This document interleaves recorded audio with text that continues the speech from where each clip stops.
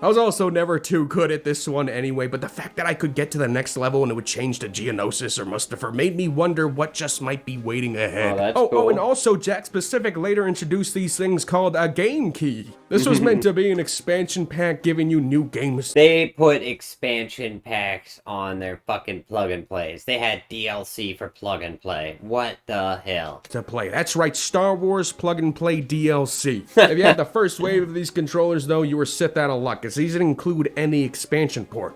But even when I did get a later model that had one, I could never find these game keys being sold anywhere. Trust me, I would scour the shelves trying to find one. I guess maybe they weren't common or only came in these pretty rare bundles like this one, I don't know. So finally, for the first time, I'm gonna be able to check these games out. We get 2 new games, first being Turret Defense, where you're taking down waves of vulture droids and gunships. Aiming with the analog stick feels real smooth here. Visually too, it feels like a decent step up from the original 5 games. It just feels like they had more to go off of in terms of adapting elements from Revenge of the Sith. Like, it's kind of surreal to see not only a new game type here after all these years, but also levels that take place on planets like Felucia and Megiddo. The other game is Yoda's Escape. This is probably the most surprising game of the bunch, just given that this one kind of ditches the typical arcadey approach for a side-scroller. Oh my god. Since you're playing as Yoda, he feels It literally plays like Super Star Wars. What? appropriately powerful, with his jump being an attack that deflects lasers. You got this massive force push. Like, Wait, is this Super Star Wars 4?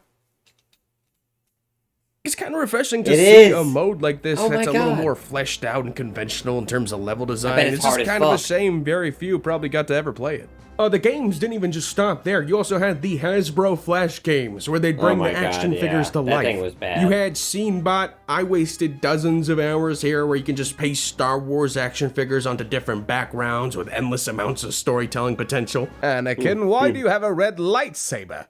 Foolish Jedi. Soon they will be no match for my new army. Arise, my faithfuls. Uber the entire galaxy at my command. Sir, we're pinned down. This might be it, men. Hold me. Hold me like you did by the lake of Naboo. What is wrong with this guy's brain? Holy crap, I love it. Other game they had was Anakin versus Obi-Wan Duel Blades of Light. That And even now, sucked. I'm just so enamored with the posing of these figures and how they animated them to life. As a kid, it got me I never ever was able to win at this game ever. I always got my ass beat. really interested into wanting to do that myself. I wanted more. Like, I would have loved the whole robot chicken-ass game that was just you controlling all these different Star Wars action figures like this. But when it came to recreating scenes from the movie, the ultimate Hasbro release had to be the Mustafar duel set. Oh That's my right, it's the God. whole-ass volcano featuring lava, the lava balls, Oh my god. Balls. and more lava. This shit was really expensive, but was it worth it? No. Does that answer your question? It's over, Anakin! I have... Lava balls. You underestimate my power! When Revenge of the Sith finally did come out, when I finally saw it in theaters, it was dizzying for my feeble mind. This movie felt like it was moving at 1,000,000 miles a minute, but I'll still never forget seeing that final binary sunset before having to wake up my dad who slept through the entire thing. Like, that wasn't even Yeah, the end of it, for really. real. Revenge of the Sith now giving us a Oh my complete framing God. of the prequel trilogy allowed for endless Star Wars merch combining the 2 trilogies. Later that year, Battlefront 2 dropped to coincide with a DVD release, and that was just filled with Revenge of the Sith era content. I'll always remember Episode 3 as one of my most hype releases, where that build-up went far beyond the films. It's crazy to think that 20 years have passed since then, about the actual in-universe time between Episode 3 and 4. I always thought that was such a short window given how much would change between the prequels and the original Yeah. trilogy. Now that I've seen it with my own tired eyes, I get it, man. I've seen Revenge of the Sith countless times at this point. I even got the VHS for God's sakes, but is that gonna stop me from watching in theaters again? No. Yeah, actually, I agree with that. The older I get, the more I realize that these, like, short time periods where it's like, what? It was only 50 years? How did so much change in this fantasy world? It's like, oh yeah, no, I get it. I fucking get it.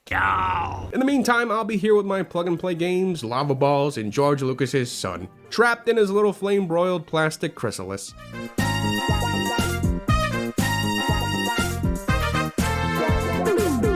Yep, that was the insane hype of Revenge of the Sith, which I mean, I remember that shit. I was there for that. Oh, man. I was so hyped for Revenge of the Sith. Personally, I loved Phantom Menace when it came out. I didn't love the Clone Wars when it came out, actually. Clone Wars was the one movie where, as a kid, even then, I was falling asleep, dude. But Revenge of the Sith, man? Oh, shit. I must have watched that 100 times as a kid.